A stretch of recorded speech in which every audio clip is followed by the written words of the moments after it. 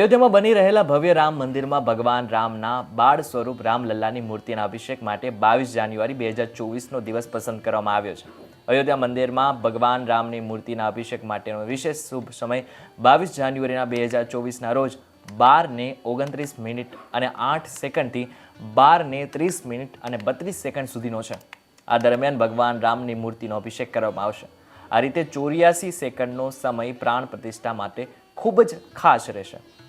રામલલ્લાના અભિષેક માટે 22 જાન્યુઆરી કેમ ખાસ છે તેના વિશે વાત કરી લઈએ. હિન્દુ ધર્મમાં કોઈપણ મંદિરમાં દેવી દેવતાની મૂર્તિનો અભિષેક કરવો આવશ્યક કાર્ય માનવામાં આવે છે. અયોધ્યા રામ મંદિરમાં ભગવાન શ્રી રામની મૂર્તિના અભિષેક માટે વિદ્વાન જ્યોતિષીઓ દ્વારા 22 જાન્યુઆરીની તારીખ પસંદ કરવામાં આવી છે. 22 જાન્યુઆરી 2024ના રોજ પોષ મહિનાના શુક્લ પક્ષની દ્વાદશી તિથિએ અભિજીત મુહૂર્ત, ઇન્દ્રયોગ, મૃગશિરા નક્ષત્ર, મેષ લગ્ન અને વૃશ્ચિક નવમાસનો ખૂબ જ શુભ સંયોગ છે.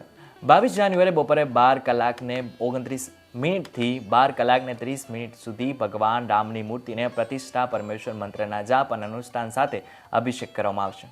ત્યારે આ બાબતે તમારું શું કહેવું છે અમને કોમેન્ટ કરીને ચોક્કસથી જણાવશો.